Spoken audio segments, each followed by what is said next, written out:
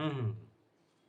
सो हम लोगों ने binding energy, nuclear binding energy के बारे में पढ़ा था, है ना। आज हम पढ़ने जा रहे हैं रेडियो एक्टिविटी। और मैंने कहा कि ये कंसेप्ट आपकी बुक में, है ना, शॉर्ट में दिया गया है और ये नीट जेडब्ल्यू के लिए काम का है, इसलिए मैंने नोट्स में थोड़ा सा डिटेल में एक्सप्लेन किया है। ओके। तो ये जो टॉपिक है ये शॉर्ट में है और काम काम की चीजें ही इसके बारे में हम जानेंगे। Is that clear? अभी क्लियर है श्याम सर, रोहन सर?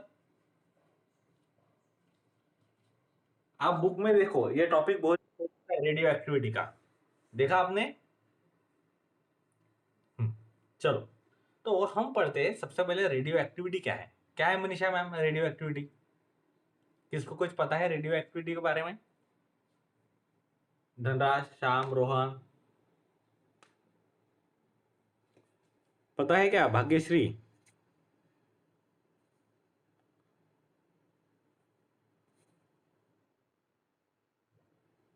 है ना? ध्यान दो। क्या है रेडियो एक्टिविटी? क्या है? कुछ एलिमेंट से, है ना, कुछ एलिमेंट से कंटिन्यूअसली अल्फा, बीटा, गामा ये पार्टिकल्स एमिट होते रहते हैं, है ना। और ये जो पार्टिकल्स होते हैं ये high penetrating, high ionising power वाले पार्टिकल्स होते हैं। ओके।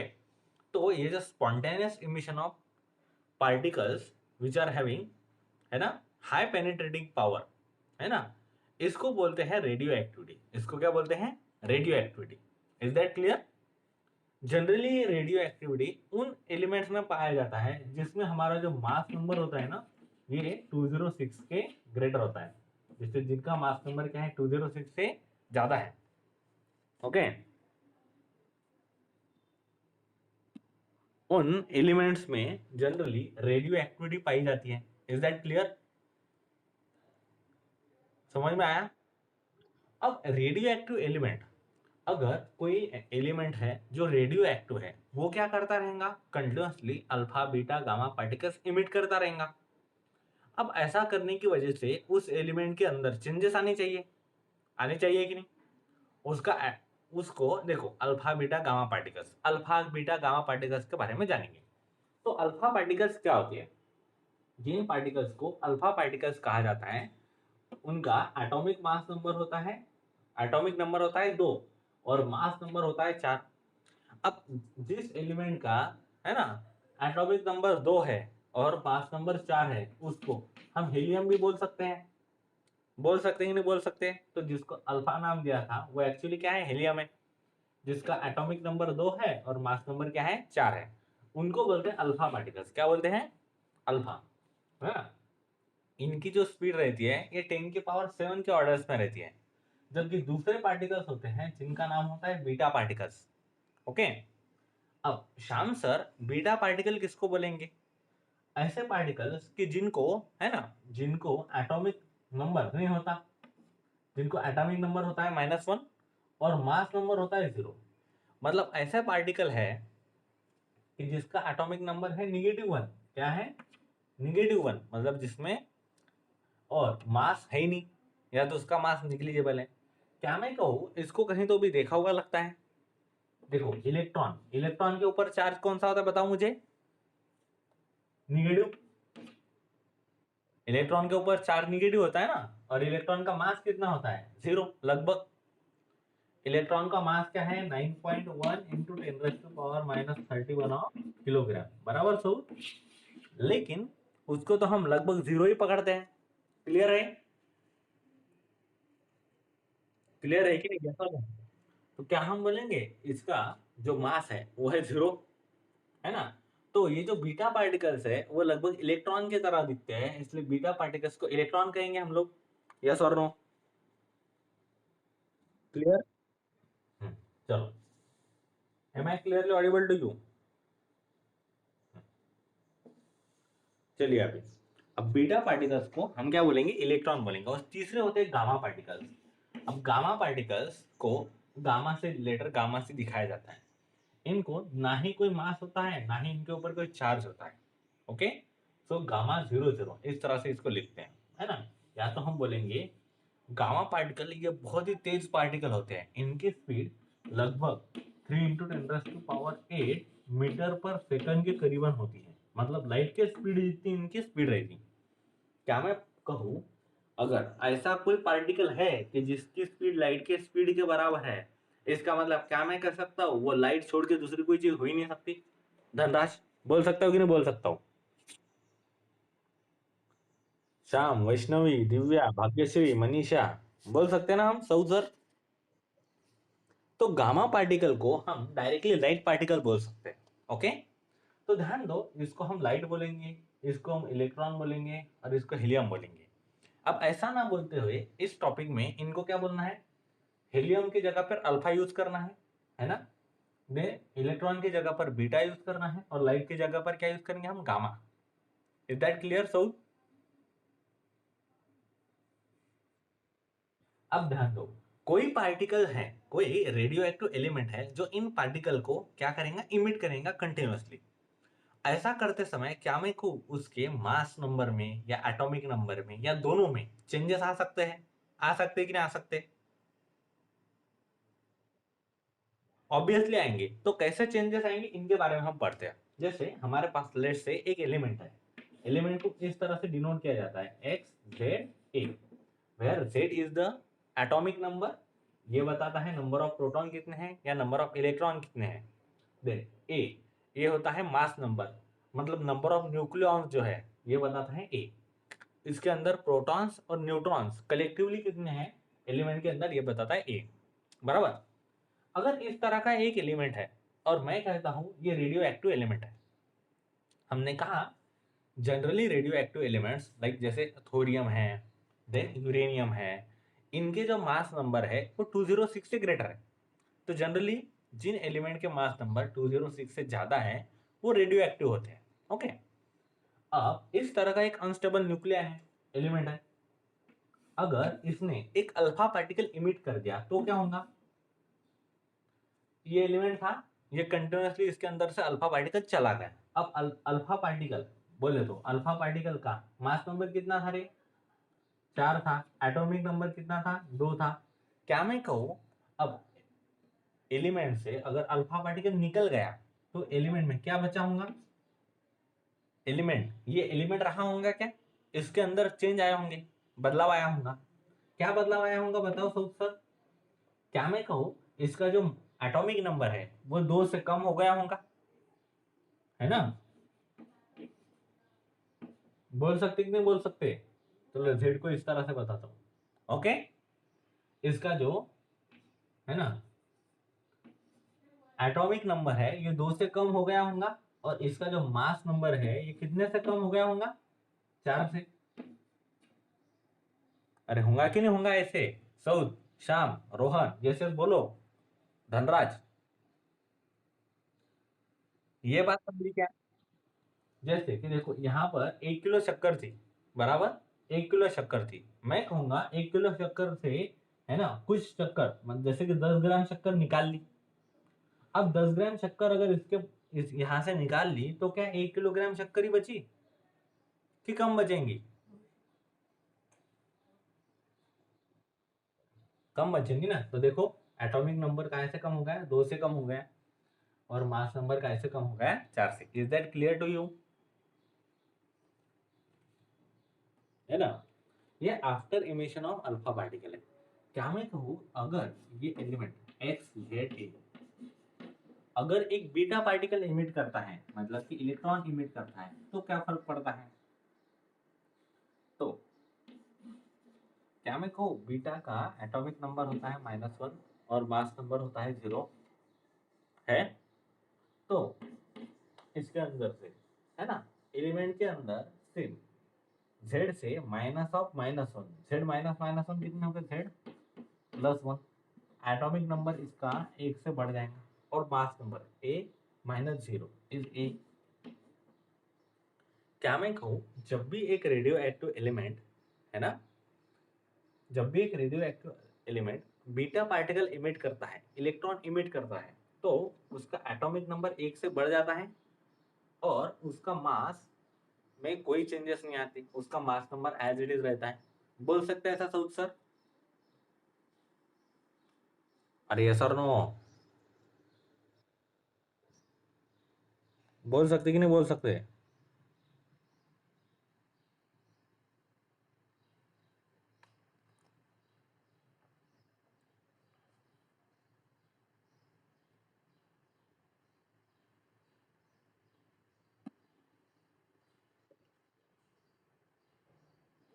समझ में आया? ओके, जैसे ध्यान दो, है ना? अब ये अल्फा और बीटा पार्टिकल के साथ में होता है। अब अगर मैंने एक रेडियो एक्टिव एलिमेंट लिया, ओके, जिसमें से गामा पार्टिकल को एमिट कर दिया, तो क्या होगा? अब गामा पार्टिकल को ना ही मास नंबर है ना ही एटॉमिक नंबर है, तो इस केस में क्या एटॉमिक नंबर और मास नंबर में कुछ चेंजेस आने वाले हैं? कुछ भी चेंजेस नहीं आएंगे। Is that clear to you?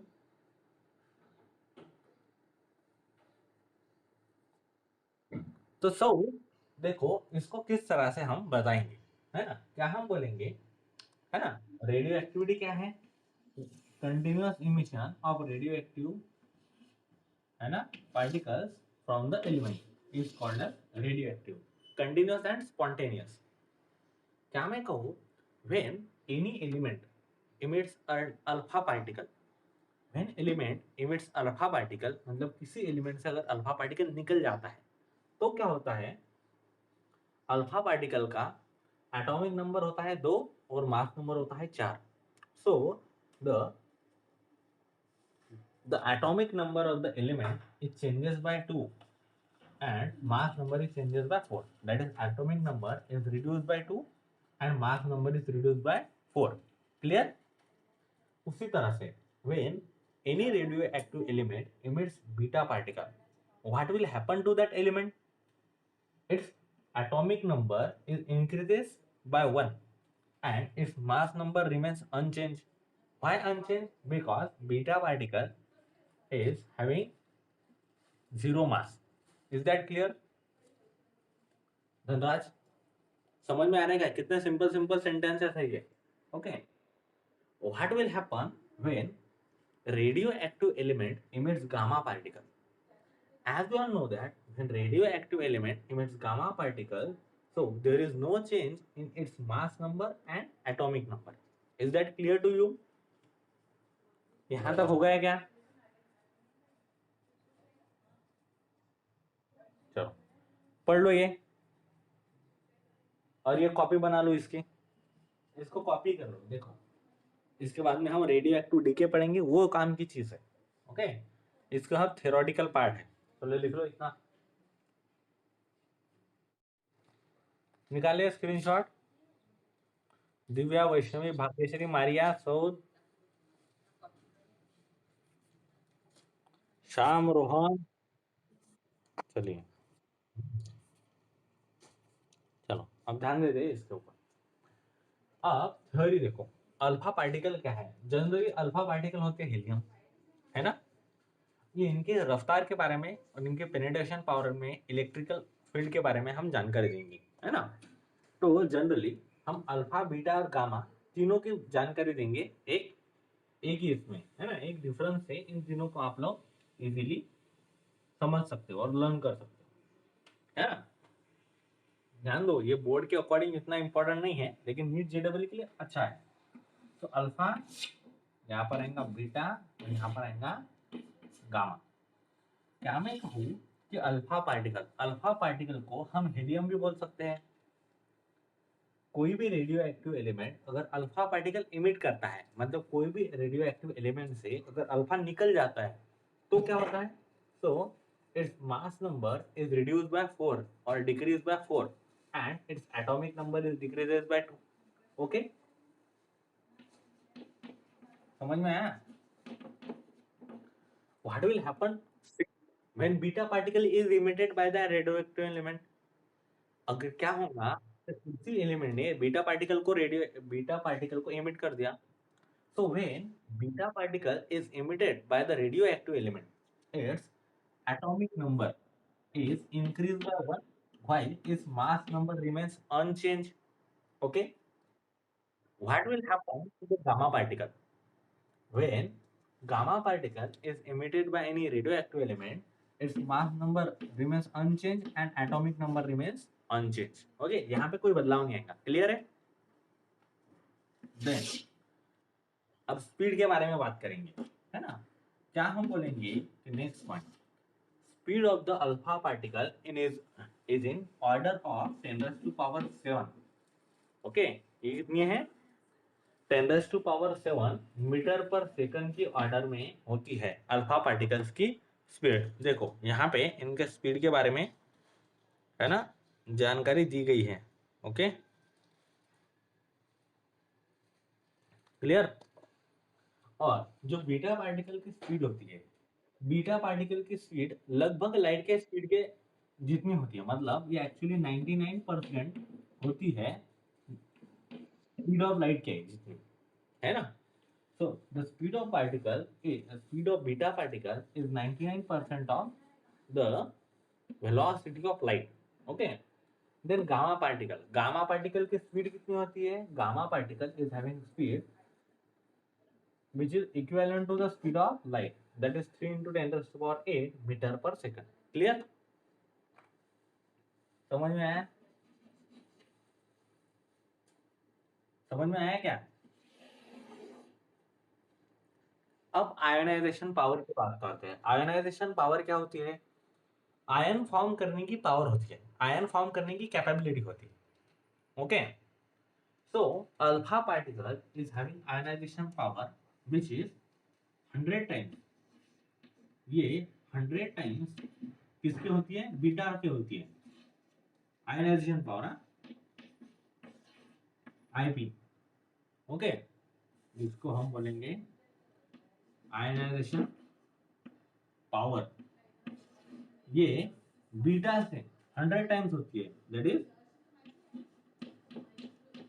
100 times beta particle होती है, और वही इसके आयनाइजेशन पावर जो होती है वो 10,000 टाइम होती है गामा पार्टिकल। मतलब अल्फा पार्टिकल सबसे ज्यादा आयन फॉर्म करता है, बीटा से 100 गुना ज्यादा, जबकि गामा से 10,000 गुना ज्यादा। बीटा बीटा की कैसे होती है आयनाइजेशन पावर? आईपी बीटा के लिए है ना, ये होती है बीटा के आयनाइजेशन पावर 1/100 टाइम्स अल्फा हो जाएंगी, और बीटा की जो आयनाइजेशन पावर है वो 100 टाइम्स गामा होती है। ओके, देन गामा की जो आयनाइजेशन पावर है ये क्या होंगी? 1/100 टाइम्स बीटा होंगी, और 1/10,000 टाइम्स क्या होंगी? अल्फा होंगी। क्लियर? समझ में आया आयनाइजेशन पावर के बारे में? यस और नो? अब फोर्थ मेन पावर है, ये है पेनिट्रेटिंग पावर, है ना। जैसे फोर्थ वन पॉइंट है पेनिट्रेटिंग पावर। पेनिट्रेटिंग पावर मतलब किसी भी चीज को छेद के निकलने की क्षमता। तो बीटा जो अल्फा पार्टिकल होता है उसकी पेनिट्रेटिंग पावर कम होती है ना। कितनी कम होती है?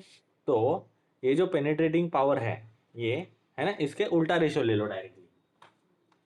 ये यहाँ की जो पेनिट्रेटिंग पावर है अल्फा पी, ये 1/100 टाइम्स बीटा होती है, और 1/10,000 टाइम क्या होती है? गामा होती है।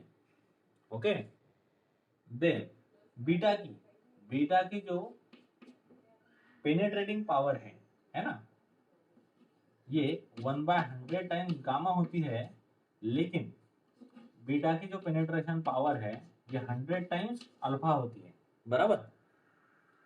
वही गामा की जो पेनिट्रेशन पावर है ना, ये 100 टाइम्स बीटा होती है, और 10,000 टाइम्स क्या होती है? अल्फा। मतलब सबसे ज्यादा किसी भी चीज को छेद के निकलने में कौन माहिर है? किसी भी चीज को छेद के निकल के पेनिट्रेट करके चला जाएगा, कौन चला जाएगा? अल्फा, बीटा या गामा। तेजी से सबसे तेज कौन होगा? बताओ धनराज, वैष्णवी, श्याम, रोहन, मारिया, दिव्या, सऊद। सबसे तेज कौन है? गामा। गामा सबसे तेज है, सो पेनिट्रेट सबसे ज्यादा गामा करेगा, बीटा थोड़ा सा मॉडरेट, और अल्फा कम। उसी के बाद आयोनाइजेशन अल्फा से ज्यादा, बीटा कम, गामा उससे कम। देख, अब बात आती है इलेक्ट्रिक फील्ड को, है ना, इलेक्ट्रिक और मैग्नेटिक फील्ड को अफेक्ट करने की। तो इलेक्ट्रिक मैग्नेटिक फील्ड से अल्फा अफेक्ट होने वाला है, बीटा अफेक्ट होने वाला है। क्यों? क्योंकि अल्फा को एटॉमिक चार्ज है +2, बीटा का क्या है -1। इनके ऊपर चार्जेस है ना, चार्ज है ना, प्रोटॉन और इलेक्ट्रॉन की संख्या है। इलेक्ट्रॉन निगेटिव, ये निगेटिव चार्ज है, ये पॉजिटिव चार्ज है। तो क्या मैं कहूँ निगेटिव चार्ज हो पॉजिटिव चार्ज हो, वो इलेक्ट्रिक और मैग्नेटिक फील्ड से अफेक्ट हो जाएगा, होगा कि नहीं होगा? जैसे निगेटिव पॉजिटिव की तरफ भागेगा और पॉजिटिव निगेटिव की तरफ भागेगा, है कि नहीं? समझ में आया? ये अफेक्ट होंगे। लेकिन क्या गामा अफेक्ट हो सकता है ना? Gamma shows no deflection towards electric और मैग्नेटिक फील्ड। क्लियर? देन अब फोटोग्राफिक प्लेट को अल्फा, बीटा और गामा तीनों भी अफेक्ट करते हैं, है ना? क्लियर? समझ में आया तुम लोगों को? चलो, ये पढ़ लो शॉर्ट में। और कल की रिकॉर्डिंग बहुत लोगों ने नहीं देखी है ना, मैं आज डाल दूंगा तो देख लेना हो। Is that clear?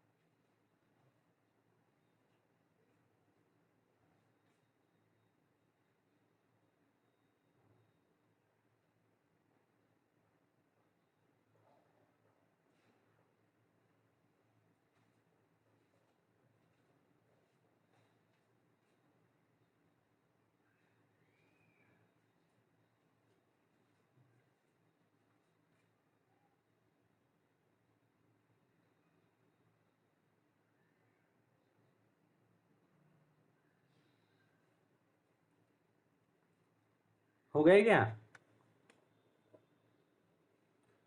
सऊद हो गया? मारिया, शाम, रोहन हो गया क्या? चलो, अब है law of decay. Okay, decay, law of decay को जानेंगे। ओके, चलो लॉ ऑफ डीके के ऊपर चलो। Law of radioactive decay, इसमें नोट्स में कुछ प्रिंटिंग मिस्टेक्स हैं, है ना?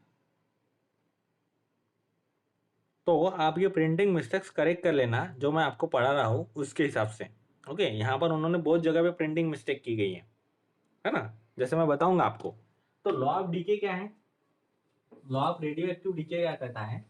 अगर एक रेडियो एक्टिव एलिमेंट है जिसमें से continuously alpha, beta, gamma particle emit हो रहे हैं, तो क्या मैं कहूँ, अगर एक एलिमेंट है, जैसे 1 किलो शक्कर है, चींटियां एक एक दाना उठा के लेके आ रही है, तो क्या होगा रे उसका? 1 किलो शक्कर उतनी रहेंगी या कम हो जाएंगी?